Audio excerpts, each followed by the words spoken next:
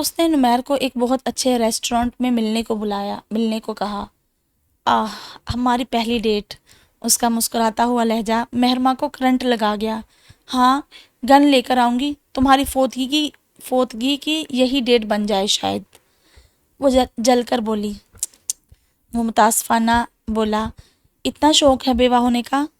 فضول باتیں مت کرو نمیر، میری زندگی کی بربادی کی وجہ صرف تم ہو، یہ مت بھولا کرو۔ وہ اسے ٹوک گئی۔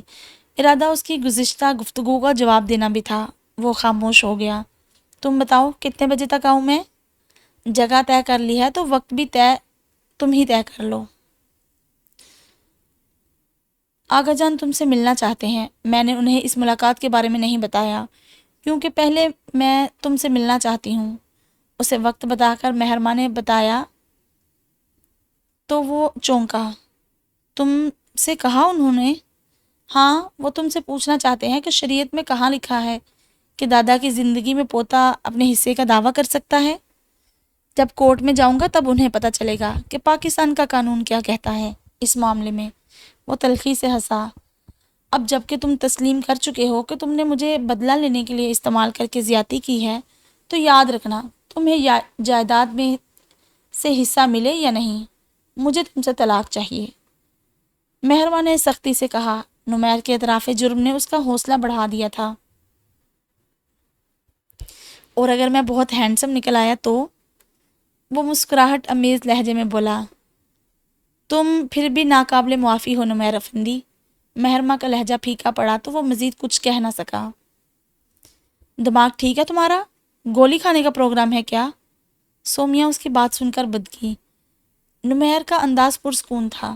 میں سمجھتا ہوں کہ اب میں ساری سچویشن کو بہت اچھی طرح سنبھال سکتا ہوں۔ اور مہرو؟ سومیا نے تنزیہ کہا تو نمیر کے ہونٹوں پر مسکراہٹ آ گئی۔ اس نے سومیا کی طرف دیکھا، وہ اسی کو دیکھ رہی تھی۔ وہ بڑی مہربان بندی ہے، تم تو جانتی ہو اسے۔ اب فیصلہ تمہارے خلاف بھی آ سکتا ہے نمیر، خوشگمان مت بنو۔ سومیا نے اسے تیار کرنا چاہا۔ نمیر کی مسکراہٹ سمٹی۔ جانتا ہوں اور کسی خوش فہمی کا شکار بھی نہیں ہوں۔ جتنی زبردستی کر چکا اس کے ساتھ، اس سے زیادہ اب اور کوئی زیادتی نہیں۔ بیسٹ آف لک، وہ پژمردہ سی مسکراہٹ کے ساتھ بولی تھی۔ آپی کہاں کی تیاری ہے؟ تم سے ایک بات کرنا تھی۔ ملاحہ اس کے کمرے میں آئی تو وہ نیوی بلو گرم ایمبرائڈریڈ سوٹ پر لمبا سویٹر پہن رہی تھی، بال بندھے ہوئے اور وولن شال سلیقے سے بیڈ پر پھیلا رکھی تھی۔ البتہ چہرہ کسی بھی طرح کی لیپا پوتی سے پاک تھا۔ مہرماں نے جلدی سے سویٹر کے سامنے کے بٹن بند کیے اور ذرا جھک کر کوٹ شوز میں پاؤں ڈالے۔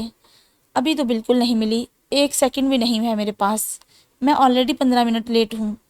اس نے ملاحہ کے سوتے ہوئے چہرے پر توجہ دیے بنا شولڈر بیگ کندھے پر ڈالا اور شال اٹھا کر لپیٹتے ہوئے اس کا رخسار چھو کر الوداعی انداز میں مسکرا کر ایک نظر خاموش بیٹھی زرنگار پر ڈال کر کمرے سے نکل گئی۔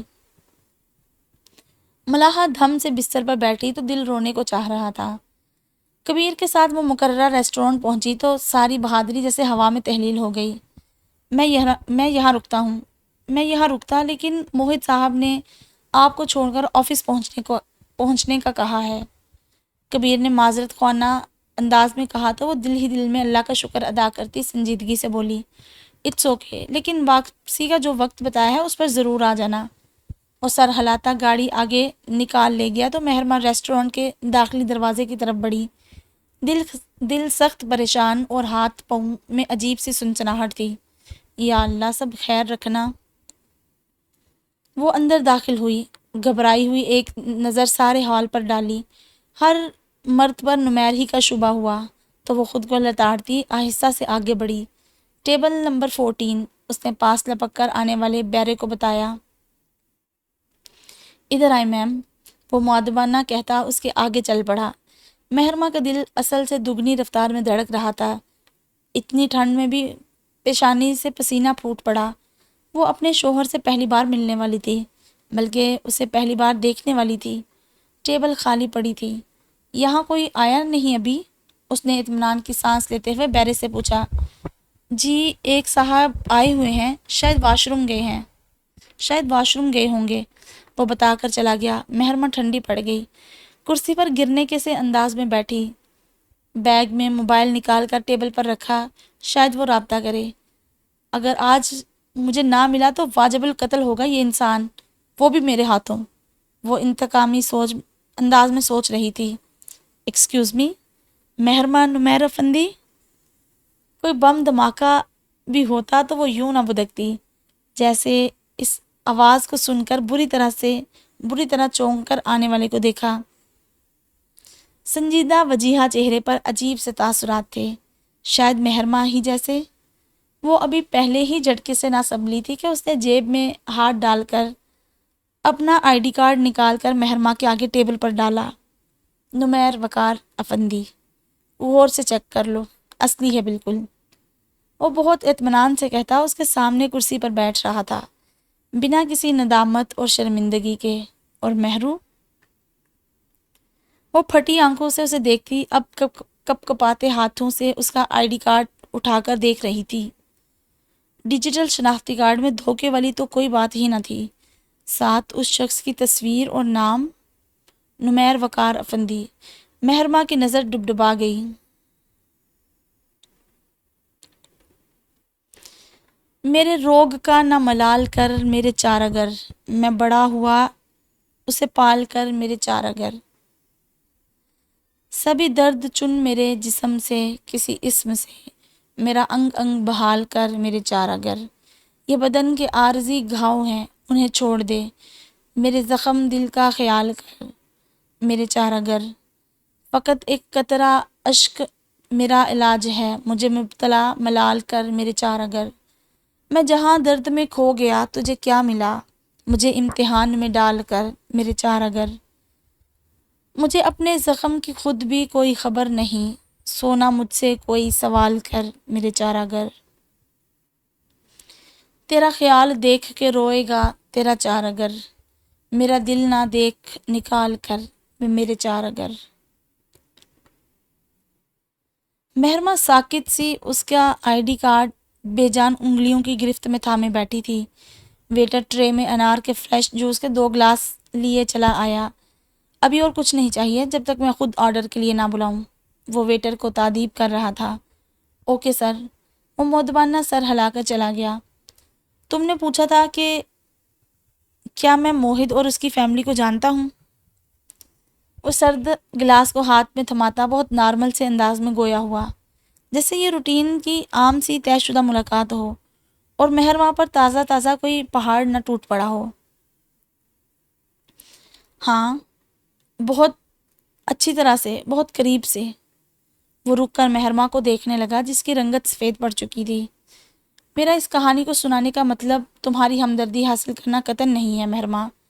بات صرف اتنی سی ہے کہ منصف کے سامنے دونوں فریقین کے گناہ اور ثواب ہونے چاہیے۔ ذرا سا رک کر جیسے اس نے کہانی کا سیرا پکڑنے کی کوشش کی۔ میری ماں ہاسپٹل میں تھی، تایا جان نے ابھی ہمیں ڈھونڈنا شروع نہیں کیا تھا۔ وہ خود اپنی فیملی کے لیے سر چھپانے کا کوئی ٹھکانہ ڈھونڈنے کی کوشش میں مصروف تھے۔ تب تک میں اپنی ماں کو تکلیف کی شدت سے تڑپ کر بے حال ہوتے دیکھ کر ان کے مر جانے کے خوف میں مبتلا ہو چکا تھا۔ پھر ایک دن میں آخری کوشش کے طور پر دوبارہ افندی ہاؤس گیا۔ میرا باپ بنا علاج کے مر گیا تو ہم ماں بیٹا زمانے کی ٹھوکروں میں آ گئے تھے، لیکن میں اپنی ماں کو کسی بھی قیمت پر کھونا نہیں چاہتا تھا۔ ایک نوعمر یتیم بچے کے لیے اس کی ماں کیا ہوتی ہے یہ صرف وہی جان سکتا ہے جو اس کرب سے گزرا ہو، مگر گیٹ سے اندر جانا ہی اس بچے کے لیے ایک پہاڑ بن گیا تھا۔ مسکے ہوئے ناکافی گرم کپڑے اور دھول میں اٹے جوتے پہنے سردی اور کمزوری کے باعث کپ کپاتے ایک نوعمر لڑکے کو چوکیدار کسی طور پر اندر جانے کی اجازت نہیں دینے والا تھا، اور ویسے بھی ابھی 4 دن پہلے ہی تو اس کی ماں کے ساتھ اسے گھر سے نکالا گیا تھا۔ جب گھر والوں نے رشتہ ہونے کے باوجود دھکے دینے سے گریز نہیں کیا تھا تو ایک تنخواہ دار ملازم کو اس سے کیا ہمدردی ہو سکتی تھی؟ پھر بھی اس نے اندر جا کر مالکوں سے شکایت کی کہ بھوکا پیاسا سا صبح سے باہر بیٹھ کر روتا ہوا یہ لڑکا سردی کی شدت سے مرمرا کر کہیں ہمارے سر نہ چڑھ جائے۔ تب شاید اس پر ترس کھا کر اسے اندر طلب کر لیا گیا۔ نمیر مدھم مگر شدت امیز لہجے میں کہتا تھما جیسے شدید کرب کے گرداب میں چک پھیریاں کھاتا اسی زمانے میں لوٹ گیا ہو، اور اب اس تمام منظر کو اپنی آنکھوں سے دیکھتے ہوئے درد سے بوجھل انداز میں بتا رہا تھا۔ وہ دروازہ کھول کر ماربل کے ٹھنڈے اور سخت فرش پر ڈرے ڈرے قدم اٹھاتا کوریڈور میں داخل ہوا۔ طویل کوریڈور کے اخیر میں ٹی وی لاؤنج آیا تو نیم تاریکی سے ایک دم آنکھیں چندیا دینے والی روشنی میں آ کر ساکت سا ہو گیا، مگر ساکت ہونے کی واحد وجہ یہ دمکتی ہوئی روشنی ہی نہ تھی، بلکہ سامنے صوفے پر بڑے فرعونہ انداز میں بیٹھی نفرت انگیز تیز نظروں سے اسے دیکھتی صدیقہ بیگم بھی تھی۔ نمیر کی کپ کپی اور بڑی نفرت انگیز نظروں کی سردی کو اس نے موسم کی سردی سے بڑھ کر پایا۔ وہ ان کی منتقمانہ نظروں کے آگے اپنی تمام ممکنہ التجائیں بھولنے لگا، جو وہ یاد کر کے آیا تھا۔ وہ باہر بیٹھ کر دل ہی دل میں دہراتا بھی رہا تھا، کیا بات ہے، اس دن کی بے عزتی بھولے نہیں تم لوگ؟ کیوں تنگ کر رہے ہو چوکیدار کو؟ وہ بہت حقارت بری سختی سے بولی۔ ایک 14 سال کے بچے نے زندگی میں ابھی رویے ہی کتنے برتے تھے، باپ کے بعد ماں کی بے لوث اور بے انتہا محبت دیکھی، یا پھر فاران اور سمرا کی رحم دلی، لیکن ان افندیز نے اسے نفرت بری نگاہوں کی ایک نئی قسم سے بھی روشناس کروایا تھا۔ میری امی بہت بیمار ہیں، ڈاکٹر کہتے ہیں کہ ان کا آپریشن کرنا ہے، اس نے ہمت کر کے روکھے انداز میں کہا۔ صدیقہ کو اس ننھے فتنے سے نفرت محسوس ہوئی۔ اس کی ماں ہی تھی جس کی زلفوں کا اسیر ہو کر وقار افندی نے ان کی بہن کو ٹھکرایا تھا، اور اب یہ سپولیا پیدا کر دیا وارث کے نام پر۔ ایک وہ سمرا کیا کم تھی جو بیٹے کی ماں بن کر ان کے سینے پر مونگ ڈل رہی تھی؟ مرنے دو سے، دھرتی کا بوجھ کچھ تو کم ہوگا، وہ صفاقی سے بولی تو نمیر کے جسم کو صدمے اور خوف سے جھٹکا لگا۔ ابھی تم بچے ہو، آج تم جس ماں کے لیے یہاں بھیک مانگنے آئے ہو نا، کل جب شعور آئے گا تو اس کا بیٹا ہونے پر تمہیں شرم محسوس کرو گے، اس لیے مرنے دو اسے۔ وہ ان کی ظالمانہ باتیں سن کر رونے لگا۔ ڈاکٹر پیسے مانگ رہا ہے آنٹی، امی کا آپریشن ہونا ہے۔ پھر وہی بات، وہ دانت پیس کر بولی۔ بس نہیں چلتا تھا کہ اسے جھنجھوڑ ڈالتی، شاید ہاتھ گندے ہو جانے کے خیال مانے تھا، ورنہ تو وہ کچھ کم کرنے والوں میں سے نہ تھی۔ طوائف ہے تمہاری ماں، طوائف سمجھتے ہو نا، کوٹھے والی، ناچنے گانے والی، ایک بے عزت گندی عورت۔ ایک 14 سالہ بچے کے سامنے اس کی ماں کے بارے میں اس طرح کی تشریح کرنا سفاکی کی انتہا تھی۔ وہ زخمی انداز میں مسکرایا۔ ہر بچے کے لیے ماں کا مطلب صرف ماں ہی ہوا کرتا ہے، طوائف ہونا، یہ شریف زادی ہونا تو قسمت کے کھیل ہیں، لیکن اس روز مجھے اچھی طرح بتایا گیا کہ میری ماں کیا ہے۔ میں نے اپنی پوری زندگی میں نفرت انگیز نظروں سے بڑھ کر کوئی اور شے کو سرد نہیں پایا مہرماں، اور وہ تمہاری ماں کی نظریں تھیں، وہ ان کا آگ برساتا لہجہ تھا جس نے زندگی کے باقی 15 سال مجھے سکون کی نیند سونے نہیں دیا۔ افندی ہاؤس سے دھکے دے کر نکالے جانے والی اس سرد تند و تیز بارش کی رات کے بعد تمہاری ماں سے ملنا میرے لیے ایک نائٹ میئر بن گیا تھا جو آج بھی مجھے چین سے سونے نہیں دیتا۔ مجھے وہ خواب ہر رات ڈراتے ہیں، وہ الفاظ دل کو تڑپاتے ہیں جنہوں نے ایک ماں کے تقدس کو پامال کرنے کی کوشش کی۔ اس روز میری کوئی مدد نہیں کی گئی، ہاں 2 باتیں ضرور سمجھائی گئی، پہلی یہ کہ میری ماں ایک طوائف ہے، اور دوسری یہ کہ طوائف کا مطلب کیا ہوتا ہے۔ تم جانتی ہو نا اپنی ماں سے ہر بچہ کتنی محبت کرتا ہے، چاہے وہ اچھی ہو یا بری۔ ماں اور باپ ہر بچے کا آئیڈیل ہوا کرتے ہیں، لیکن اس روز لفظوں کے ہتھوڑوں سے ان آئیڈیلز کو توڑنے کی کوشش کی گئی۔ میرے باپ نے خود جا کر میری پیدائش کا اندراج کروایا تھا، مگر اس روز مجھے ایک 14 سال کے بچے کو بتایا گیا کہ اس کی ولدیت ہی مشکوک ہے، یعنی کہ وہ وقار افندی کا خون ہی نہیں۔ اس کی آواز آنسوؤں کے بوجھ سے بوجھل ہو کر رکی یا تھک کر، محرموں کو اندازہ نہیں ہوا۔ اس کی رنگت تو اپنی ماں کی شقی القلبی کے بارے میں سن کر بدل گئی تھی۔ وہ نمیر کو منہ پھاڑ کر جھوٹا کہہ دیتی اگر نمیر اور زرنگار کے بارے میں افندی ہاؤس میں وقتاً فوقتاً یہی باتیں ان کو نہ بتائی جاتی رہی ہوں۔ میں نہیں جانتا کہ میں درست کر رہا ہوں یا غلط، لیکن میں یہ ضرور جانتا ہوں کہ میں افندیز جیسا ظالم نہیں بن سکا۔ میں نے زمانے کی ٹھوکریں کھائی اور تہیہ کر لیا کہ افندی ہاؤس کو الٹ پلٹ کر رکھ دوں گا، اور اس بیچ تم میرے بدلے کا نشانہ بن گئی۔ میں اپنے اس اقدام پر شرمندہ ہوں، لیکن میں جواب دہ ہوں تو صرف تمہارے سامنے، تم جو بھی سزا چاہے دے لو۔ مہرماں کی آنکھیں ڈبڈبا گئی اور ذہن ایک جامد سی کیفیت میں بس اس کا نم آلود لہجہ سن رہا تھا۔ وہ خود کو کسی اور ہی ماحول میں پا رہی تھی۔ سر جھکائے، ہاتھوں پر نظریں جمائے، وہ نمیر افندی کی بجائے اپنی مظلومیت، خود سے ہونے والی زیادتی کے بارے میں سوچنے کی مسلسل کوشش کر رہی تھی۔ وہ اس شخص پر قطعاً ترس نہیں کھانا چاہتی تھی جو اس کی زندگی میں زبردستی داخل ہو کر اس کی خوشیاں نکل گیا تھا۔ کس کس جرم پر معاف کرو تمہیں نمیر افندی؟ میری آنکھوں کا پہلا خواب اجاڑنے پر، میری زندگی کو ایک امتحان بنانے پر، یا پھر تمہاری دغا بازی پر؟ ناقابل معافی ہو تم، وہ پھپک کر رو دی۔ نمیر نے لب بھینچے۔ وہ جو مہرماں کے سامنے اپنی صفائی میں بہت کچھ کہنے کے ارادے سے آیا تھا، اس سے اگلے لمحے مزید کچھ کہے بنا اٹھا اور مہرماں کے کچھ سمجھنے سے پہلے ہی لمبے ڈھگ برتا اسے دور ہوتا چلا گیا۔ مہرماں نے اسے پکارنے کو لب کھولے لیکن اسے پکار نہ سکی۔ اس کی خوشیوں کا دشمن، اس کے خواب اجاڑنے کا سزاوار، کیوں پکار رہی تھی وہ اسے؟ اب تو دیکھ لیا اسے، جان لی اس کی اصلیت۔ اب تو فیصلے کا کلی اختیار خود مہرماں کے پاس تھا۔ کاؤنٹر پر رک کر اس نے یقیناً پیمنٹ کی اور شیشے کا دروازہ دھکیلتا ریسٹورانٹ سے باہر نکل گیا۔ مہرماں ساکت نظروں اور خالی ذہن کیفیت میں اسے جاتا دیکھتی رہی۔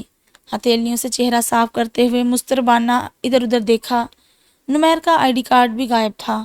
مہرماں کا دماغ بھگ سے اڑا۔ نمیر افندی کے ہونے کا ایک ہی ثبوت تھا، وہ بھی غائب ہوا۔ نہ جانے کب باتوں کے دوران اس نے آئی ڈی کارڈ واپس لے لیا تھا۔ وہ سر تھام کر بیٹھ گئی۔ در حقیقت اس کا کھل کر رونے کو جی چاہ رہا تھا۔ دنیا اس طرح بیوقوف بنایا کرتی ہے، اس طرح پیٹھ پر وار کیا جاتا ہے، اس طرح پیروں تلے زمین نکال لی جاتی ہے۔ نمیر افندی سے مل کر اسے ان سب انکشافات کا سامنا کرنا پڑا تھا۔ اس کا حلق خشک ہو رہا تھا۔ نمیر کا جوس والا گلاس آدھا خالی وہیں دھرا تھا۔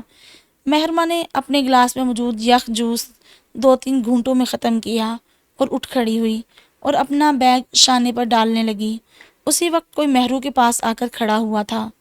وہ پلٹی اور ٹھٹکی۔ وہ کبیر تھا۔ فارغ ہو گئی آپ تو چلیں؟ کبیر مؤدبانہ بولا تو مہرماں نے جلتی نظروں سے اسے دیکھا۔ تم بھی بتا دو، تمہارا کتنا حصہ ہے اس سارے کھیل میں؟ وہ اس قدر تلخ لہجے میں پوچھے گئے سوال کو سمجھے بنا کبیر دم بخود ہوا۔ جی؟ اس نے استفہامیہ انداز میں کچھ اس قدر تحیر تھا کہ مہرماں چونک کر حواس میں لوٹی۔ جلدی سے شال چہرے کے گرد کھینچ کر گویا شکست و ریخت کے نشانات چھپانے کی کوشش کی۔ کچھ نہیں کبیر خان، چلو۔ وہ گھسیٹتے قدموں کے ساتھ کبیر کے پیچھے چل پڑی تو دماغ درد سے پھٹ رہا تھا۔ بڑی اچھی قسمت ہے ملاحہ کی بھابھی، آج کل پڑھائی کے دوران ہی لڑکی کا رشتہ آ جانا خوش قسمتی ہی ہے۔ سارا چچی کو دل ہی دل میں چاہے جلن محسوس ہوئی ہو، مگر اوپر سے وہ بڑے رشک امیز لہجے میں کہہ رہی تھی، میری بچیوں میں کون سا کمی ہے سائرہ، گھر بیٹھے رشتے طے ہو رہے ہیں، ورنہ تو کئی لڑکیوں کو گھروں میں بیٹھے بال سفید کرتے دیکھا ہے میں نے۔ تائی جان کے لب و لہجے میں عاجزی والی کوئی بات نہ تھی، ایسا تفاخرانہ انداز جیسے یہ خدائی کام نہ ہو بلکہ ان کا چٹکی بجاتے ہی ہو جانے والا کام ہو۔ ملاحہ سے ضرور پوچھ لیجیے گا بھابھی۔ سمرہ ابھی آ کر بیٹھی تھی، ناصحانہ کہا تو صدیقہ بیگم نے نگاہ غلط انداز ان پر ڈالی۔ اللہ کا شکر ہے میری اولاد بڑی فرما بردار ہے سمرہ، ان سے تو تب پوچھوں جب ان کا ارادہ مجھ سے الگ ہو۔ تیکھے لہجے میں کہا تو سمرہ خاموش سی ہو گئی۔ پرسوں آ رہے ہیں پھر لڑکے والے نا؟ سائرہ چچی نے اشتیاق سے پوچھا۔ ہاں کہا تو ہے موہد نے، اب دیکھو۔ تائی جان مسکرا دی۔ وہ گھر پہنچی تو حالت کچھ اس قدر دگرگوں تھی کہ کسی کا بھی سامنا نہ ہی ہوتا تو اچھا تھا۔ دل تو یہی کر رہا تھا کہ سب کچھ تباہ و برباد کر دے، آغا جان کے پاس جائے اور انہیں ان کے دشمن کا پتہ دے، انہیں بتائے کہ نمیر افندی کوئی خیالی کردار نہیں بلکہ واقعی وجود رکھتا ہے۔ گھر داخل ہوتے ہی آنسوؤں نے روانی پکڑی۔ وہ کسی کا سامنا نہ ہونے کی دعا کرتی اپنے کمرے تک آئی اور پھر بس تھک کر بستر پر ڈیس ہی گئی۔ صبح والی بشاش سی مہرماں کی جگہ پھوٹ پھوٹ کر روتی وہ ہاری ہوئی شکستہ سی مہرماں تھی۔ ایک نرم سا لمس اس کے سر پر آ کر ٹھہر سا گیا تو تھرا گئی۔ اب تو آنسو صاف کرنے کا بھی وقت نہیں تھا۔ اس نے آہستہ سے سر اٹھایا۔ کیوں رو رہی ہو؟ زرنگار ہمدردی سے اسے دیکھ رہی تھی، نرم اور محبت امیز لہجہ۔ مہرماں نے اپنے دل کو ٹٹولا، لیکن وہاں نمیر کی ماں ہونے کے ناطے زرنگار کے لیے نفرت کو ابھی بھی ابھرتے نہ پایا۔ اس داستان کا سب سے مظلوم اور بیچارہ کردار تو یہی تھی، ان سے کیسے نفرت کر پاتی بلا؟ بس ایسے ہی کسی نے تنگ کیا ہے آنٹی، وہ برائے لہجے میں کہتی آنکھیں پونچھنے لگی۔ دنیا تو تنگ کرتی ہی ہے بیٹا، لیکن جبر پر صبر کرنا ہی کمال ہوا کرتا ہے، وہ نرمی سے بولی۔ میں زرنگار وقار نہیں بن سکتی آنٹی، مجھے ان دھوکوں، ان بدنما جھوٹی باتوں اور زندگی کی کمیوں پر صبر کرنا نہیں آتا۔ کمیوں پر صبر کرنا آ جائے تو قدرت بے تحاشا نوازتی ہے بچے۔ آپ کو پتہ ہے آپ کے بیٹے نے تنگ کیا ہے مجھے، زندگی کی خوشیاں ختم کر ڈالی ہیں میری۔ مہرماں کا دل غم سے پھٹنے کو تھا، اندر ایک غبار تھا جو بڑھتا چلا جا رہا تھا اور اس کی نکاسی بہت ضروری تھی، سو پھٹ پڑی۔ زرنگار خاموش نظروں سے اسے دیکھتی سن رہی تھی۔ مہر، کیا ہوا؟ سمرا نے اندر داخل ہوتے شاید اسے درستی سے بولتے سن لیا تھا۔ تادیبی لہجے میں کہتی اندر آئی تو جلتی نظروں سے انہیں دیکھتی وہ ایک جھٹکے سے اٹھ کھڑی ہوئی۔ آئیے آپ بھی اس خوشی میں شامل ہو جائیے آنٹی، آپ سے بڑا تو اور کوئی ہمدرد نہیں اس گھر میں میرا۔ امی صحیح کہتی ہیں، جو آپ کے جتنے قریب ہوتا ہے وہ اتنا ہی بڑا دھوکہ دیتا ہے۔ اس قدر جلا کٹا اور بے رخی لیے انداز سمرا دم بخود رہ گئی۔ مہر بیٹا، انہوں نے کہنا چاہا لیکن وہ تڑپ کر ان کی بات کاٹ گئی۔ بس کر دے آنٹی، آپ کی اصل ہمدردی تو نمیر کے لیے ہے، مجھے تو آپ نے صرف دھوکے میں رکھا ہوا ہے۔ مل کر آئی ہوں میں اس سے، پتہ چل گیا ہے مجھے آپ کی موہد کی اور نمیر افندی کی سچائی کا۔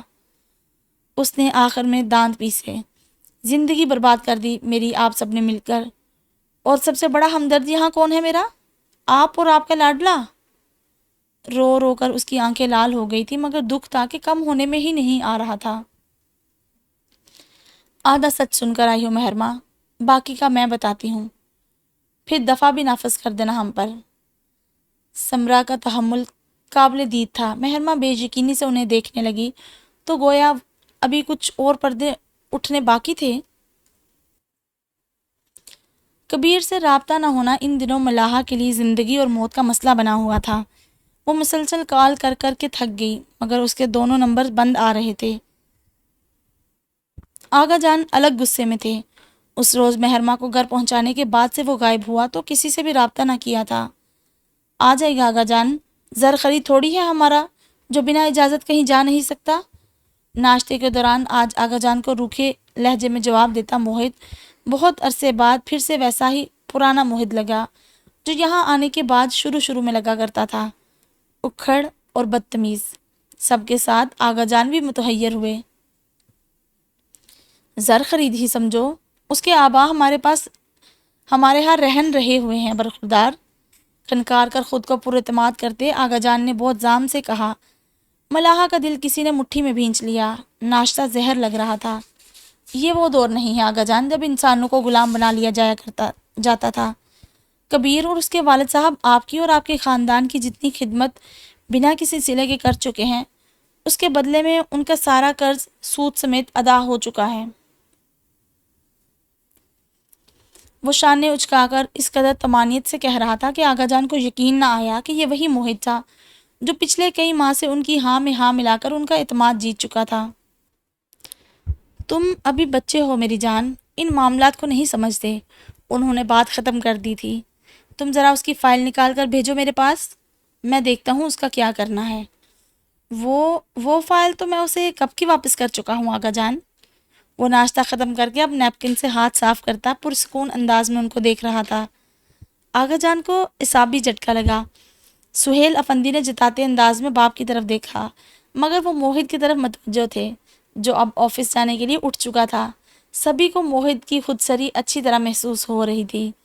تم نے مجھ سے پوچھے بغیر یہ فیصلہ کیسے کیا موہت؟ آغا جان بمشکل غصہ دبا پائے تھے۔ بزنس چلا رہا ہوں آغا جان، اور ایک بزنس مین کو اپنے فیصلے خود کرنے کی عادت ہوتی ہے۔ اب میں ہر کام آپ سے پوچھ کر تو نہیں کروں گا نا؟ وہ زیر لب مسکرا رہا تھا، مگر آغا جان اور ان کے بیٹوں کو بہت کچھ کھٹکا، لیکن شاید اب بہت دیر ہو چکی تھی۔ شاید وہ آفس کے لیے نکل گیا۔ سمرا کی موجودگی کے باعث میز پر خاموشی تھی، لیکن ہر ایک کے دل میں اندر ہی اندر غبار بھر رہا تھا۔ آغا جان کے دماغ میں مسلسل بے چینی کی سی صورتحال بھر گئی۔ وہ دروازہ کھٹکھٹا کر مہرما کے کمرے میں داخل ہوئی تو وہ کمبل میں منہ چھپائے لیٹی تھی۔ آپی، ملاحہ نے آہستہ سے پکارا تو اس نے قدرے توقف کے بعد چہرے پر سے کمبل اتارا۔ طبیعت تو ٹھیک ہے، ناشتے کے لیے بھی نہیں آئی؟ اس کا سرخ چہرہ دیکھ کر ملاحہ نے تشویش سے پوچھا تو وہ تکیے سے ٹیک لگا کر بیٹھ گئی۔ ٹھیک ہوں، بس ایسے ہی، وہ بمشکل مسکرائی، ورنہ کل سے تو جیسے دل ہی مردہ ہو رہا تھا۔ حالات نے ایک دم سے ایسی کروٹ بدلی تھی کہ وہ چکرا کر رہ گئی۔ نمیر کی کہانی اپنی جگہ، مگر سمرا کے انکشافات نے تو اس کی روح کو جھنجھوڑ ڈالا تھا۔ اسے کل سے سمجھ ہی نہیں آ رہی تھی کہ اسے اپنے گھر والوں سے نفرت کرنی چاہیے یا سمرا اور نمیر کی فیملی سے ہمدردی۔ ملاحہ صورتوں کی کتاب کھول کر پڑھتی زرنگار کو دیکھنے لگی۔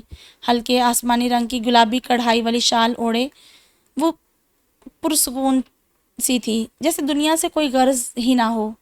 کوئی مسئلہ ہے کیا ملاحہ؟ وہ بہن کی خاموشی اور سکون میں چھپا اضطراب واضح طور پر پہچان گئی تھی۔ ملاحہ نے بلا وجہ انگلیاں چٹکھائی۔ ہاں آپی، کچھ سمجھ نہیں آ رہا کہ کہاں سے شروع کروں اپنی پریشانی۔ وہ یکلخت پژمردہ نظر آنے لگی۔ مہرما نے بے ساختہ ٹیک چھوڑ کر مستعد ہو بیٹھی۔ کیا ہوا ہے مجھے بتاؤ؟ وہ میرا ایک پرپوزل آ رہا ہے آج، وہ الجھی ہوئی سی بولی۔ ہاں، امی نے بتایا تھا مجھے۔ آپی، بس تم امی کو منع کر دو، میں شادی نہیں کرنا چاہتی۔ ملاحہ نظر جھکا کر بولی تو مہرما مسکرا دی۔ شادی نہیں کرنا چاہتی یا یہاں شادی نہیں کرنا چاہتی؟ ملاحہ دھک سے رہ گئی، فوراً سر اٹھا کر اسے دیکھا۔ مہرما کو مسکراتا دیکھ کر اس کا تھوڑا سا حوصلہ بلند ہوا۔ جو بھی سمجھ لیں، سیدھی بات بتاؤ ملی، اگر کہیں اور ارادہ ہے تو اسے کہو پرپوزل بھیجے، پھر ہم دیکھ لیں گے۔ امی نے بھی یہی کہا ہے، لیکن میرا اس سے رابطہ ہی نہیں ہو پا رہا۔ اس نے بات کے اختتام پر لب کاٹا۔ مہرما کھٹک سی گئی۔ دھوکہ تو نہیں دے رہا تمہیں؟ این وقت پر رابطہ ختم کر کے؟ نہیں آپی، وہ ایسا بالکل نہیں ہے، بلکہ تم موہت بھائی کو سمجھا دو، یہ پرپوزل انہی کے توسط سے آیا ہے۔ ملاحہ نے تیکن سے کہتے ہوئے اس سے التجا بھی کی تو وہ اچھل ہی پڑی۔ موہت آیا ہے پرپوزل؟ امی ابو کو پتہ ہے اس بات کا؟ کیا؟ ملاحہ سمجھی نہیں۔ یہی کہ یہ پرپوزل موہت لایا ہے۔ مہرما کو اپنی ساری پریشانی اور ٹینشن بھول کر کمبل ہٹا کر پھرتی سے چپلیں پہن رہی تھی۔ ہاں، انہوں نے ہی تو بتایا ہے کہ آج وہ لوگ آ رہے ہیں۔ امی بھی کمال کرتی ہیں۔ اور آغا جان کی ذہانت کہاں چلی گئی؟ ایک بندہ جو عمر کے 14 سال باہر گزار کر حال ہی میں پاکستان یہاں آیا ہے، اور یہاں آتے ہی اس کے ایسے اچھے تعلقات اور جان پہچان ہو گئی کہ اس نے رشتے ہی کروانے شروع کر دیے۔ وہ تیز لہجے میں بولی تو ملاحہ خائف سی ہو کر اٹھ کھڑی ہوئی۔ اب کہاں جا رہی ہو آپی؟ آغا جان کے پاس جاؤں گی اور ان سے پوچھوں گی کہ انہوں نے سارے اختیارات موہت افندی کے سپرد کیوں کر دیے ہیں، وہ تلخی سے بولی، اور ملاحہ کی آواز کو نظر انداز کرتی تیز قدموں سے چلتی آغا جان کے کمرے کی طرف بڑھ گئی۔ ملاحہ دھک دھک کرتا دل تھام کر وہیں ڈہ سی گئی۔ آغا جان خود بھی موہت کی طرف سے پریشان تھے۔ ایسے میں مہرما کا اعتراض؟ آپ لوگوں سے زیادہ کسی کو کیا جانتا ہوگا وہ آغا جان؟ مہرما خفا سی تھی، تنفس تیز اور پریشان کن پیشانی۔ خیر، اتنا بڑا بزنس دنوں میں سنبھال چکا ہے، کافی زیادہ لوگوں کو اچھی طرح جان چکا ہے اس ایک سال میں۔ انہوں نے صبح والی ناراضی کے باوجود لاڈلے پوتے کی سائیڈ لی تو مہرما ساکت رہ گئی۔ ایک لمحے کو تو دل چاہا کہ سمرا اور موہت افندی کی اصلیت ابھی کے ابھی آغا جان کو بتا دے، اور یہ بھی کہ اب یہ بزنس پتہ نہیں ان کو واپس ملنے بھی والا تھا یا نہیں۔ ملاحہ سے تو پوچھ لیتے آغا جان، مہرما نے ذہن سے سب کچھ جھٹکتے ہوئے دبے لفظوں میں کہا تو وہ زور سے چونکے، پھر دفتن ان کی آنکھوں میں غیظ اتر آیا۔ بس، ہاتھ اٹھا کر وہ گرجے تھے۔ مہرماں جو دل مضبوط کیے وہاں تک پہنچی تھی تھرا گئی۔ تمہاری مرتبہ سب تجربے کر کے دیکھ لیے ہیں ہم نے، جب قسمت کا لکھا ہی ہونا ہے تو ماں باپ کا کہا کیوں نہ مانا جائے؟ وہ تب کر کہہ رہے تھے۔ لیکن آغا جان، ہمیں تو بچوں کی خوشی دیکھنی چاہیے۔ مہرماں نے ہمت کر کے کہہ ہی دیا، اگر اس کا کہیں اور ارادہ ہے تو اسے صاف لفظوں میں بتا دو کہ اب کی بار ایک ہی بار فیصلہ ہوگا اور وہ آغا ذوالفقار کا فیصلہ ہوگا۔ وہ تنفر سے بولے تو مہرماں اندر سے کھول کر رہ گئی۔ موہت سے اچھا اور کوئی نہیں سوچ سکتا تم سب کے لیے، اس لیے چپ کر کے موقع کا انتظار کرو۔ اور مجھے تو سمجھ نہیں آتی کہ تمہارے ماں باپ کو کوئی اعتراض نہیں ہوا، مگر تم ہمیشہ کی طرح زبان لڑانے چلی آئی ہو۔ ابھی تک تم نے نصیحت نہیں پکڑی۔ وہ اسے جھاڑ رہے تھے۔ لہجہ تضحیک امیز تھا۔ مہربان نے اپنے کان تپتے محسوس کیے تو بات کہیں کی کہیں نکلنے لگی۔ جو کچھ میرے ساتھ ہوا اس میں میرا قصور نہیں تھا آقا جان، بڑوں کا بویا مجھے کاٹنا پڑا۔ بس آپ لوگ تب وقار چچا کی فیملی کو قبول کر لیتے تو وہ آج ہمارے لیے بدنما داغ نہ بنتا۔ مجھ سے تو اس نے آپ لوگوں کے کیے کا بدلہ لیا ہے۔ بکواس بند کرو مہر اور دفع ہو جاؤ یہاں سے۔ وہ تلملا اٹھے۔ بھلا کس کی اتنی ہمت ہوئی تھی آج تک کہ انہیں آئینہ دیکھنے کا مشورہ ہی دے سکتا، اور اس آج کل کی بچی کی اتنی ہمت کہ آئینہ لا کر ان کے سامنے ہی رکھ دیا تھا۔ گلا تو مجھے امی سے بھی بہت ہے آقا جان۔ انہوں نے جتنا زہر 14 سال پہلے اس بچے کے دل میں بھر دیا تھا، آج وہ وہی زہر اگل رہا ہے تو اس سے کیا گلا؟ اور آج مجھے اپنی زندگی کی بربادی شکوہ اس سے نہیں، آپ سب سے ہے۔ وہ اپنے نفع نقصان کا خیال کیے بنا پھٹ پڑی تھی۔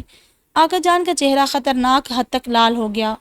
ان کی اونچی آوازیں سن کر تائی جان لشم پشم ان کے کمرے میں چلی آئیں اور وہاں مہرماں کو آقا جان کے روبرو کھڑے دیکھ کر ششدر رہ گئی۔ مہرماں کے انداز ہی سے ہٹیلا پن جھلک رہا تھا۔ انہیں معاملے کی سنگینی کا لمحہ بھر میں ہی اندازہ ہو گیا۔ اسے لے جاؤ یہاں سے صدیقہ، اور اس کے دماغ کا علاج کرواؤ جا کر۔ آج وہ پلہ اسے بے قصور لگ رہا ہے، کل کو اس کے ساتھ رخصتی بھی مانگے گی۔ انہوں نے نمیر کو گالی دی تھی اور انداز اس قدر تحقیر سے بھرا تھا کہ الامان الحفیظ۔ مہرماں کا دل جیسے کسی نے مٹھی میں جکڑ لیا۔ بس کر دے آقا جان، خدا کے لیے۔ خود پر قابو پاتے ہوئے وہ سسکی روک نہ پائی تو ان کے آگے ہاتھ جوڑ دیے۔ پاگل تو نہیں ہو گئی مہرو؟ چلو یہاں سے، پھر کوئی دوڑا پڑ گیا ہے تمہیں؟ تائی جان تو متحیر سی تھی۔ بد دعاؤں کی زد میں ہے یہ گھر امی۔ کتنا معصوم دل دکھایا تھا آپ نے۔ کبھی یاد تو کرتی ہوں گی آپ نمیر نامی اس بچے کو جسے آپ نے بتایا تھا کہ وہ ایک طوائف کا بیٹا ہے، اور یہ بھی کہ طوائف کسے کہتے ہیں۔ وہ سن سی کھڑی رہ گئی۔ آقا جان اپنے بال نوچنے کو ہو گئے۔ اور آقا جان بنا تصدیق کیے آپ نے اسے ناجائز تصور کر لیا۔ کسی پاک باز عورت پر بہتان لگانے کی سزا کیا ہے اسلام میں، یہ تو آپ جانتے ہی ہوں گے۔ دفع ہو جاؤ، نکل جاؤ یہاں سے۔ آقا جان کا ہاتھ اٹھتے اٹھتے رہ گیا۔ صدیقہ بیگم اسے گھسیٹ کر ان کے کمرے سے باہر لے گئی۔ بات تو کرنے دے مجھے امی، کیسے ظالم لوگ بستے ہیں اس گھر میں؟ ایک طوائف نے عزت کی زندگی کو اختیار کرنا چاہا تو آپ سب کو ناگوار کیوں گزرا؟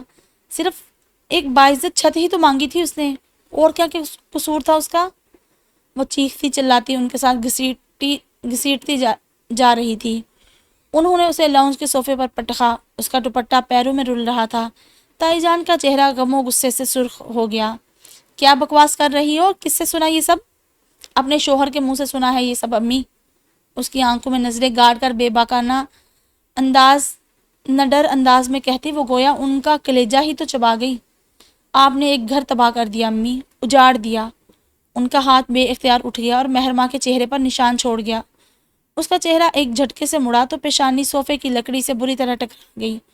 انہوں نے اس کا چہرہ جبڑے سے پکڑ کر اپنی طرف گھمایا اور درشتی سے بولی، مجھے سختی پر مجبور مت کرو مہرو، پہلے ہی بہت کچھ سہ لیا ہے تمہاری وجہ سے اس خاندان نے، اب اس بغیرت رذیل سے ہمدردی کر کے مزید داغ لگاؤ گی باپ کی عزت کو؟ انہوں نے ایک جھٹکے سے اس کا چہرہ پرے دھکیلا۔ غیظ و غضب کے مارے ان کے چہرے کے عضلات بگڑ چکے تھے۔ انسان یوں ہی غصے میں اندھا ہو کر جانور بن کر دوسرے کے ساتھ زیادتی کر جاتا ہے اور اسے احساس بھی نہیں ہوتا۔ ہمدردی اس سے کی جاتی ہے جو قابل ہمدردی ہوا کرتا ہے امی۔ اپنی سگی اولاد کے ساتھ آپ کا یہ سلوک ہے تو زرنگار اور اس کے بیٹے کو تو یقیناً سنسار ہی کیا ہوگا آپ نے۔ بہت ظالم اور بے حس ہیں آپ لوگ۔ اس کی آواز رند گئی تھی۔ دروازے میں کھڑی ملاحہ لبوں پر ہاتھ رکھے اس ظالمانہ کارروائی کو دیکھ رہی تھی۔ تیزی سے آگے بڑھی اور صدیقہ بیگم کے پھر سے اٹھتے ہاتھ کو تھام لیا۔ خدا کے لیے امی، یہ کیا کر رہی ہیں آپ؟ وہ متحیر تھی۔ اس خبیث کو سمجھاؤ جس کے سر پر اس ناجائز آدمی کا جادو چڑھ رہا ہے۔ اس کی ماں کو تو میں آج کے آج نکلواتی ہوں اس گھر سے۔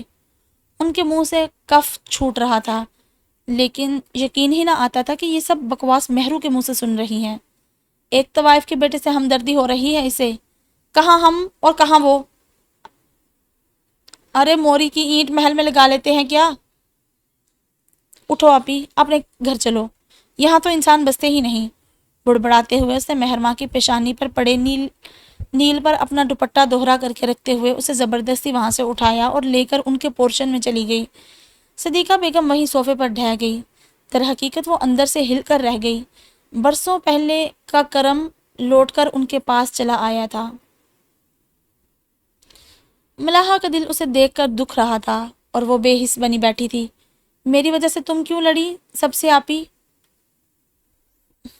اس کی آنکھیں نم ہونے لگی۔ مہرماں نے بے تاثر نظروں سے اسے دیکھا۔ یہاں لڑے بنا حق نہیں ملتا ملی۔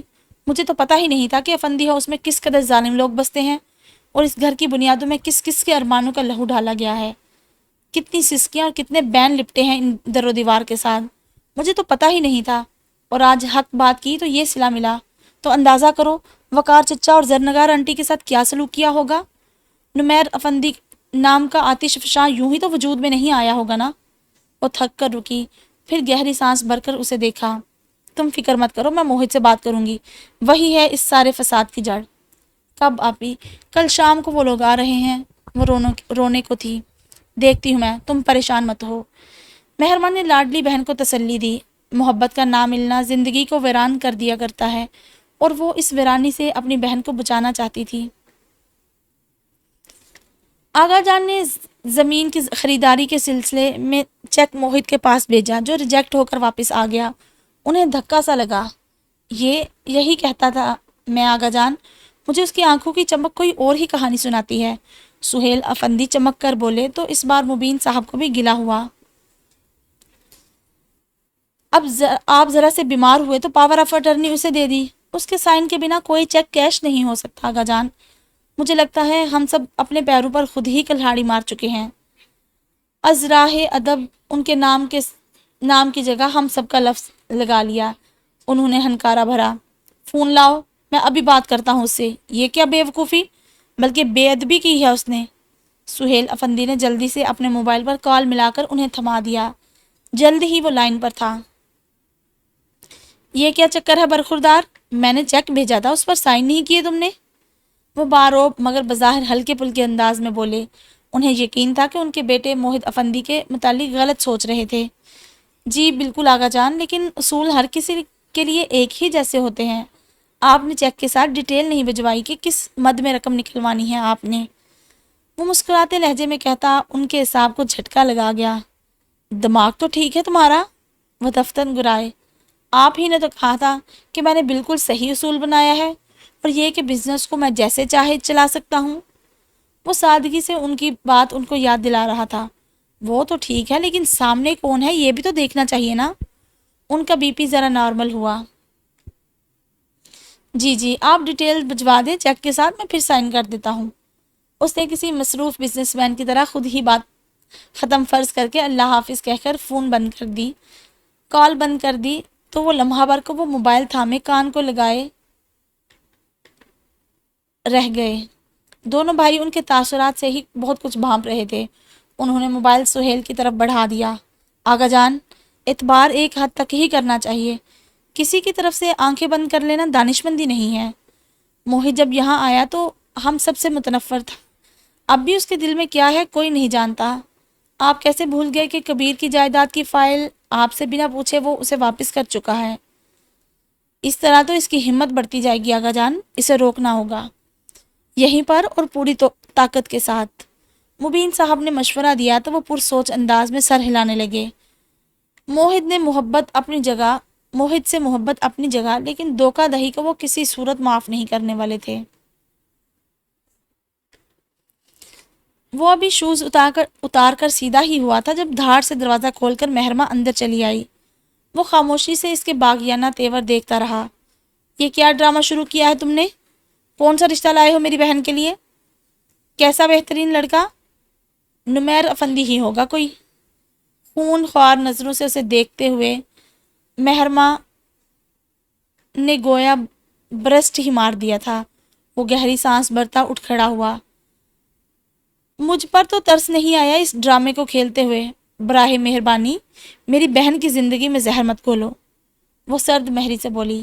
میں نے اس سے وعدہ کیا تھا اس کا ساتھ دوں گا، اور ساتھ دینا یہی ہوتا ہے کہ آپ کسی کے لیے اچھا فیصلہ کر دیں۔ وہ اطمینان سے کہہ رہا تھا۔ مہرماں کو طیش آیا تو آگے بڑھ کر اس کا بازو تھام کر جھنجھوڑ ڈالا۔ شرم تو نہیں آتی نا تمہیں؟ دھوکے باز، دعویٰ کرتے رہے مجھ سے دوستی کا اور نبھائی نمیر افندی کے ساتھ۔ وہ چپ چاپ سا ہو کر اسے دیکھنے لگا، پھر بات بدل دی۔ تم بے فکر رہو مہرماں، ملاحہ کے لیے میں بہت اچھا فیصلہ کروں گا۔ اس کے والدین الحمدللہ حیات ہیں، اس کا برا بھلا سمجھ سکتے ہیں۔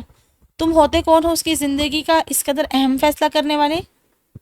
یہ کیا ہوا ہے؟ موہد کی نظر اس کی پیشانی کی چوٹ پر اب پڑی تھی۔ متفکر ہو کر پوچھا تو وہ تلخی سے بولی۔ ابھی تو شروعات ہے، تماشا دیکھو تم بھی کہ کب سنسار کیا جاتا ہے مجھے۔ تم اس معاملے میں مت پڑو مہرو، جن کا مسئلہ ہے انہیں نمٹانے دو۔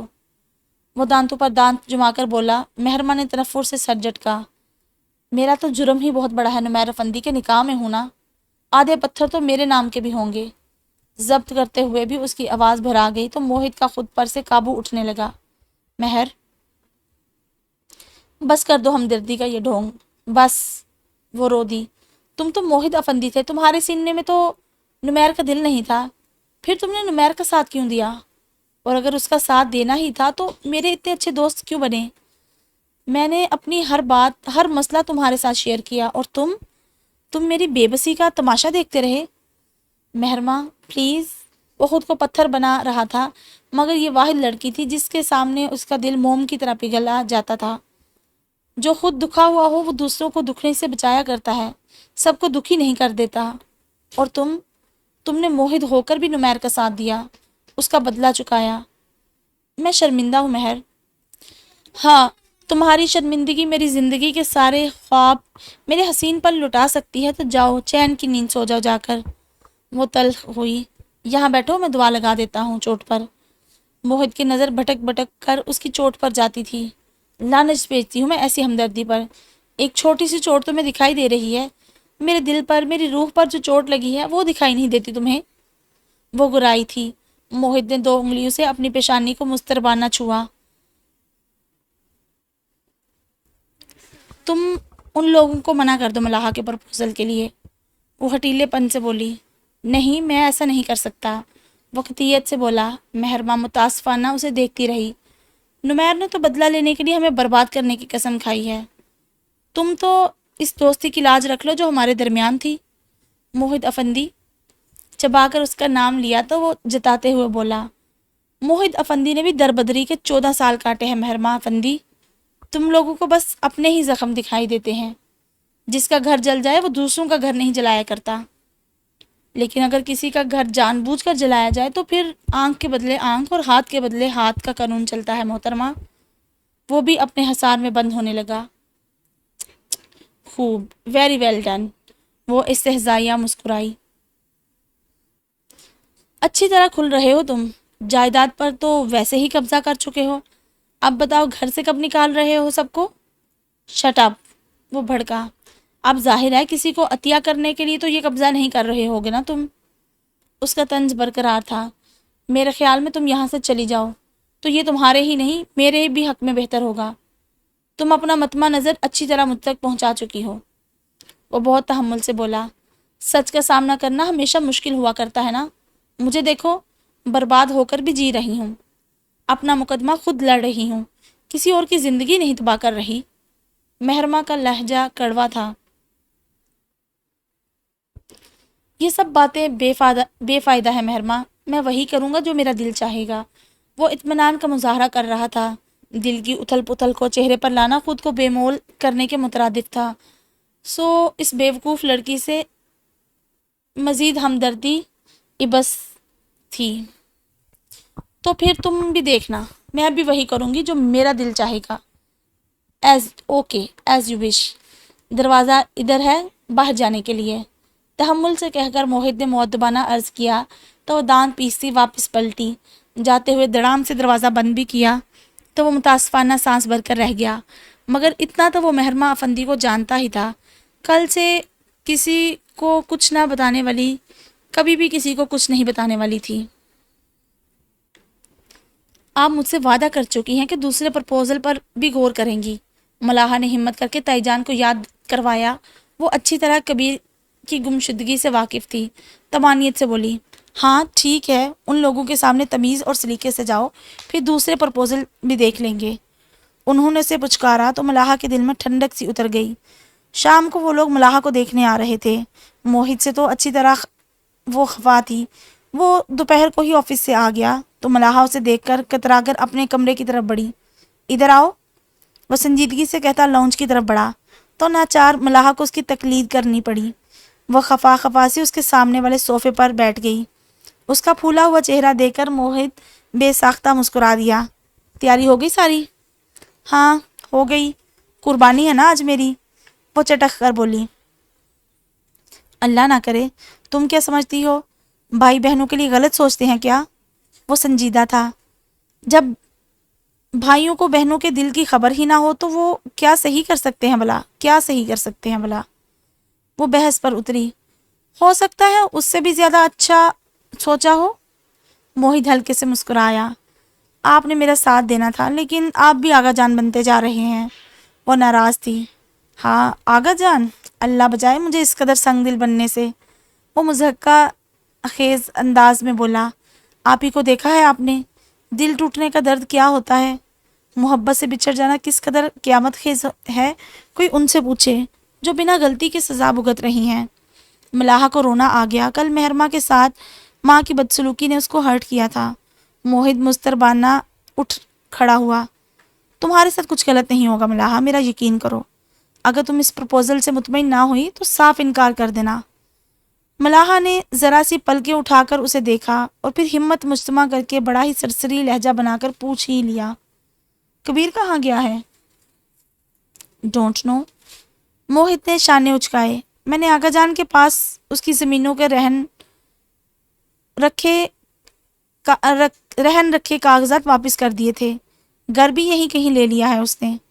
ہو سکتا ہے اب اس کی بہنیں اس کی شادی کی تیاریاں کر رہی ہوں۔ وہ اپنی دھن میں مگن بتا رہا تھا۔ ملاحہ کا دل مٹھی میں آ گیا۔ خیر اتنا احسان فراموش تو نہیں لگتا کہ اپنی شادی کی خبر بھی نہ دیتا آغا جان کو۔ ملاحہ نے بدقت مسکرا کر کہا تو وہ طنزیہ بولا، آغا جان نے کون سے پھول کھلا رکھے تھے اس کی زندگی میں؟ پھر قدرے توقف سے انکشاف کیا، اور تمہیں پتہ ہے ایک بار آغا جان کی اسٹڈی میں کوئی آدمی گھس گیا تھا، لیکن اس نے کچھ چرایا نہیں تھا، صرف تلاشی لی تھی۔ وہ رکا جیسے ملاحہ کو یاد کرنے کا وقت دیا ہو۔ ہاں یاد ہے مجھے اچھی طرح، کسی کو بھی پتہ نہیں چلا تھا اس آدمی کا۔ ملاحہ نے ناسمجھی سے اس کی طرف دیکھا۔ اس بات کو یاد دلانے کا بھلا یہ کیا وقت تھا؟ مگر مجھے پتہ چل گیا تھا جب وہ میرے آفس میں گھسا تھا۔ موہت مسکرایا۔ ملاحہ بے تحاشا چونکی، بے یقینی سے اسے دیکھا تو اس نے اسبات میں سر ہلایا اور ڈرامائی انداز میں بولا، دونوں مرتبہ وہ کبیر تھا ملاحہ۔ جھوٹ، ملاحہ جذباتی ہو کر اونچی آواز میں بولی۔ اسے کیا ضرورت تھی تلاشیاں لینے کی؟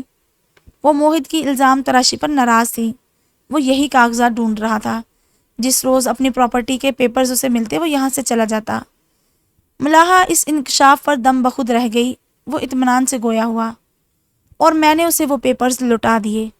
آغا جان کے ظلم کا شکار کوئی بندہ تو سکون کی زندگی گزارے نا۔ ملاحہ کی تو جیسے قوت گویائی ہی کھو گئی۔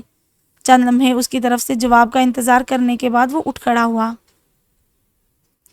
اوکے، بیسٹ آف لک۔ وہ چلا گیا تھا، لیکن ملاحہ کا دل پریشانی کے گہرے سمندر میں غوطہ زن تھا۔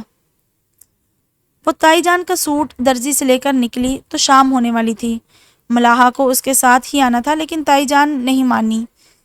مہمان کسی بھی وقت آ سکتے تھے اور ایسے میں ملاحہ کا گھر پر ہونا بہت ضروری تھا۔ مہرماں تو کسی سے ملنا ہی نہیں چاہتی تھی، اس لیے دانستہ بازار چلی آئی۔ بلا وجہ اپنے 2 سوٹ اور ایک چپل خریدی۔ تائی جان کا سوٹ بھی درزی سے لے لیا اور اب ونڈو شاپنگ کر رہی تھی، اور اب کتنی ہی دیر سے اسے محسوس ہو رہا تھا کہ اس کے بائیں طرف بلو جینز والا شخص مسلسل اس کے ساتھ چل رہا تھا، یعنی ہر دکان پر یہ 2 ٹانگیں ساتھ ساتھ دکھائی دے رہی تھی۔ اس نے اب کی بار اسے پلٹتے ہی اچڑتی نظر اس شخص پر ڈالی تو ناگواری اس کے رگوں میں دوڑ گئی۔ اس کے انداز میں ناگواری دیکھنے کے باوجود وہ دل فریب انداز میں مسکرا دیا۔ نمیر وقار افندی، نام تو جانتی ہی ہو تم۔ مہرماں کو تب چڑھی، وہ اسے اگنور کرتی اگلی دکان کی طرف بڑھی تھی۔ کیا ہوا؟ پیسے نہیں ہیں شاپنگ کے لیے؟ چیزیں دیکھ دیکھ کر گزارا کر رہی ہو؟ وہ جلدی سے اس کا ہم قدم ہوا۔ تم جاؤ یہاں سے، میرا دماغ اتنا خراب مت کرنا کہ میں شور مچا کر مار پڑوا دوں لوگوں سے۔ مہرماں کڑوے لہجے میں بولی تو وہ جیسے محسوس ہو کر ہنسا۔ بے فکر رہو، میں نکاح نامہ جیب میں رکھ کر لایا ہوں۔ وہ جیب تھپتھپا کر بولا تو مہرماں سنجیدہ ہو گئی۔ وہ نکاح نامہ میرے حوالے کر دو نمیر، کورٹ میں ثبوت پیش کر کے خلا لینے میں آسانی ہو جائے گی میرے لیے۔ خلا طلاق کچھ بھی نہیں مسز نمیر افندی، تمہیں جتنا تنگ کرنا تھا کر لیا، اب بس اور نہیں۔ افسوس اب میں تمہاری شکل بھی نہیں دیکھنا پسند کرتی۔ اچھا، پہلے تو بہت اشتیاق تھا تمہیں نمیر سے ملنے کا اور اسے دیکھنے کا، ملنے اور تھپڑ مارنے کا۔ مہربان نے تلخی سے تصحیح کی۔ تو اس روز ریسٹورنٹ میں ملی تھی، مار لیتی تھپڑ۔ اب یہاں بھیڑ میں تو اجازت نہیں دے سکتا۔ بھائی لوگوں کو تو یوں بھی موقع چاہیے ہوتا ہے اپنی ایفیشنسی دکھانے کا۔ وہ اس کے ساتھ چلتا اسی کے انداز میں دکانوں کے ڈسپلے میں رکھی چیزوں کو دیکھتا جواب دے رہا تھا۔ اب تم جاتے ہو یا میں اپنی مدد کے لیے کسی پولیس والے کو بلواؤں؟ وہ سختی سے بولی۔ شوہر ہوں میں وہ کہنے لگا تھا جب وہ تپتی پیشانی کے ساتھ اس کی بات کاٹ گئی۔ شٹ اپ، اس رشتے کا حوالہ دینے کے قابل نہیں ہو تم۔ وہ خفیف سا ہوا۔ تو بتاؤ کیا کروں؟ شام کو آغا جان کے سامنے پیش ہو کر باضابطہ رخصتی مانگ لوں تمہاری؟ وہ چیلنجنگ انداز میں بولا۔ کوئی تماشا مت لگانا نمیر، مجھے تم سے کوئی ہمدردی نہیں، مگر ایک انسانی جان کو جاتے نہیں دیکھ سکتی میں۔ وہ اسے ٹوک گئی۔ نمیر بے ساختہ ہنسا۔ کیا انسان دوست طبیعت پائی ہے تم نے، واہ! وہ متاثر ہوا۔ مہرماں اسے نظر انداز کیے اب ادھر ادھر نظر دوڑاتی رکشہ ڈھونڈ رہی تھی۔ میں ڈراپ کر دیتا ہوں، تمہاری میری منزل الگ تو نہیں؟ وہ آفر کر رہا تھا۔ بھول ہے تمہاری نمیر افندی، تم میری منزل کا راستہ بھی نہیں ہو۔ اس کی آنکھیں نم ہونے لگی تھی۔ پتہ نہیں یہ شخص اب اس سے کیا چاہتا تھا۔ زندگی برباد کرنے کے بعد بھی سکون نہیں تھا اسے۔ وہ رکشہ رکتے ہی اندر بیٹھ گئی۔ وہ جھک کر ڈرائیور کو کرایہ ادا کرتے ہوئے گھر کا ایڈریس بتا رہا تھا۔ رکشہ چلا تو اس نے ایک اچڑتی مگر گہری نگاہ مہرماں پر ڈالی۔ اس نے چہرہ نقاب میں کر رکھا تھا۔ نظر لمحہ بھر کو نمیر افندی کی نگاہ سے ٹکرائی اور رکشہ تیزی سے آگے بڑھ گیا۔ نمیر نے دھواں اڑاتے رکشے کو کچھ دیر دیکھا، پھر وہ پینٹ کی جیبوں میں ہاتھ پھنسائے فٹ پاتھ پر سر جھکائے چلنے لگا۔ سبھی درد چن میرے جسم سے، کسی اسم سے میرا انگ انگ بحال کر میرے چارہ گر۔ یہ بدن کے عارضی گھاؤ ہیں، انہیں چھوڑ دے، میرے زخم دل کا خیال کر میرے چارہ گر۔ اس کے ہونٹوں پر پھیکی سی مسکراہٹ تھی اور ذہن الجھن زدہ۔ ملاحہ کو پورا یقین تھا کہ آنے والے ضروری نہیں کہ گھر والوں کو پسند آ جائیں، مگر جب وہ لوگ آئے تو تائی جان انگشتے بدنما ہوئی۔ وہیں سائرہ چچی کے سینے پر سانپ لوٹ گئے۔ مہرماں تنے ہوئے تاثرات لیے شنیل کے فیروزی اور میرون پرنٹڈ سوٹ میں ملبوس خوبصورت مگر بہت سرد سی لگ رہی تھی۔ اس کی ناراضی کے لیے اتنا ہی کافی تھا کہ یہ رشتہ ملاحہ کی مرضی کے خلاف آیا تھا اور موہد افندی کے توسط سے آیا تھا۔ ملاحہ کمرے سے نکلنے کو تیار نہ تھی۔ ان لوگوں کی گاڑی آ کر پورچ میں رکی اور لڑکے کی بہنیں اور 2 ملازمائیں اتری۔ ملازماؤں کے ہاتھوں میں خوبصورت ریشمی کپڑوں سے ڈھکے شگن کے تھال تھے۔ ناراض ہونے کے باوجود باقی سب کی طرح مہرو بھی ان کے ادب و آداب سے بہت متاثر ہوئی۔ مہمانوں کو ڈرائنگ روم میں بٹھایا گیا۔ تائی جان ان سے تحائف کے تکلف کی بات کر رہی تھی جب مہرمہ ملاحہ کو لے کر اندر داخل ہوئی۔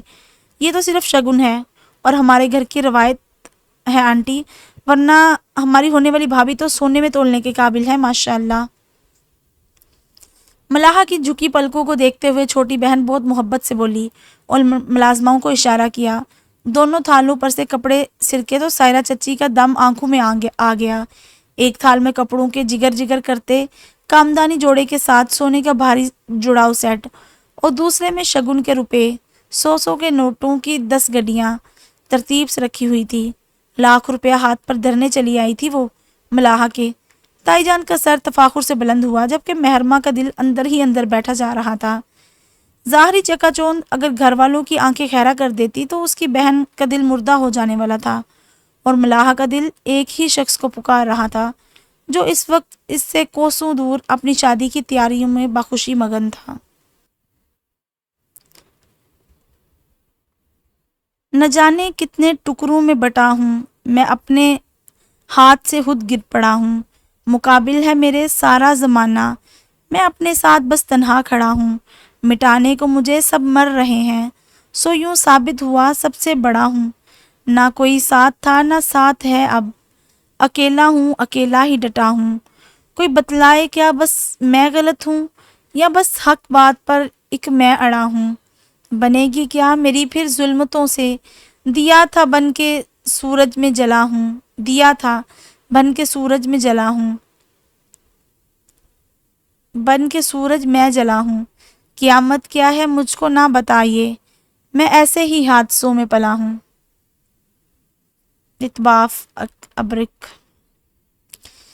افندی ہاؤس پر غیظ و غضب کی فضا طاری تھی۔ معزز مہمانوں کو چائے سے تواضع کرنے کے بعد ان کے ساز و سامان سمیت واپس کر دیا گیا اور تائی جان نے کوئی خیال کیے بنا مہمان خواتین کے نکلتے ہی سمرا چچی کو آڑے ہاتھوں لیا۔ یہ کیا تھا سمرا؟ کس بات کا بدلہ لیا ہے موہت نے ہم سے؟ میری بیٹی کے لیے یہ اعلیٰ رشتہ لایا وہ؟ ان کی آنکھوں سے شعلے نکل رہے تھے۔ سمرا نے اطمینان سے انہیں دیکھا۔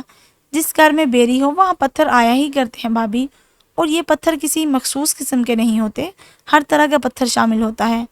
تو پھر یہ بھی تو دیکھو سمرا کہ ہمارے ہی گھر کے ڈرائیور کا رشتہ ہماری ہی بچی کے لیے لایا ہے وہ۔ سائرہ چچی کے پیٹ میں ہنسی کے مارے بل پڑ رہے تھے، مگر بظاہر بہت درد مندی سے کہا، تو ڈرائیور کون سا انسان نہیں ہوتے، اور کبیر کون سا آپ لوگوں کا زر خرید تھا؟ سمرا نے انہیں نگاہ غلط انداز سے دیکھا۔ جس شان سے کبیر کی بہنیں ملاحہ کا ہاتھ مانگنے آئی تھی، ویسے تو ہماری کسی بھی بچی کی قسمت نہیں کھلی۔ صاف لگ رہا ہے کہ کبیر الحمدللہ بہت اچھے حالوں میں ہے۔ تمہارا بیٹا جو مل چکا ہے اس کے ساتھ حالات تو اچھے ہونے ہی تھے۔ کروڑوں کی جائیداد کے کاغذات باسی روٹیاں سمجھ کر اس کے ہاتھ میں پکڑا دیے۔ اس کی ہمت تو بڑھنا ہی تھی نا۔ تمہاری کوئی بیٹی ہوتی تو میں دیکھتی کیسے ان چوڑے چماڑوں کے رشتے اکٹھے کرتی تم۔ تائی جان کا چہرہ خطرناک حد تک لال ہو رہا تھا۔ ان کی آنکھوں کے سامنے تو ملاحہ کا چہرہ ہی نہ ہٹتا تھا۔ ہماری ہونے والی بھابھی تو اس قابل ہے کہ یہ سب چیزیں ان پر وار دی جائیں۔ ملاحہ جو مہرمہ کے ساتھ آتے ہوئے بس مرنے والی کیفیت میں تھی، یہ آواز سن کر بے تحاشا چونکی اور نگاہ اٹھا کر لڑکے کی بہن کو دیکھا تو اصحاب کو شدید قسم کا جھٹکا لگا۔ ہماری بہت سی زمینیں ہیں آنٹی، بہت پیارا آبائی گھر ہے، اور ابھی پچھلے ماہ یہاں شہر میں نیا گھر لیا ہے، وہ مسکرا کر کہہ رہی تھی۔ ملاحہ کا ذہن لمحہ بھر کو بلینک ہو گیا۔ اسے موہت کی بات یاد آئی تو بنا شعوری کوشش کے اس کی آنکھیں نم ہو گئی۔ باقی باتیں چائے کے بعد۔ آئیں آپ لوگ۔ سمرا نے باتوں کا سلسلہ روک دیا اور چائے کے ساتھ دیگر ریفریشمنٹ سے پوری میز بھری ہوئی تھی، اور ملاحہ اس کا تو دل چاہتا تھا کہ پتنگ بن کر ہوا میں اڑنا شروع کر دے۔ اور پھر چائے کے دوران اس نے کبیر کی بہنوں کو آگے بڑھ بڑھ کر بہت محبت سے ایک ایک چیز پلیٹ میں ڈال کر دی اور بسد اسرار کھلائی۔ اس نے جہاں تائی جان کو حیران کیا، وہیں ان کا دل مطمئن بھی ہوا کہ ملاحہ رشتے والیوں کی چکا چوند سے متاثر ہو گئی تھی۔ اب ان کے تو فرشتے بھی آنے والی قیامت کے بارے میں علم نہیں تھا کہ گزشتہ 3 دنوں سے ملاحہ بی بی کے زرد پڑتے رخسار یکا یک دہک کیسے گئے۔ مہرمہ خود ملاحہ کو دیکھ کر حیران بھی ہوئی اور خوش بھی کہ ذرا دیر کے لیے ہی صحیح مگر کم از کم وہ افسردگی کے لبادے سے تو نکلی۔ نام کیا ہے آپ کے بھائی کا؟ کیا کام کرتا ہے؟ تائی جان نے خوش دلی سے بلاخر وہ سوال پوچھ ہی لیا جسے آنے والیاں ابھی تک جان بوجھ کر شاید پیچھے رکھے ہوئے تھی۔ لمحہ بھر کو ڈائننگ روم میں خاموشی پھیل گئی۔ مہرماں نے چونک کر ان کی طرف دیکھا۔ آپ اسے ہم سے بھی زیادہ اچھی طرح سے جانتی ہیں آنٹی۔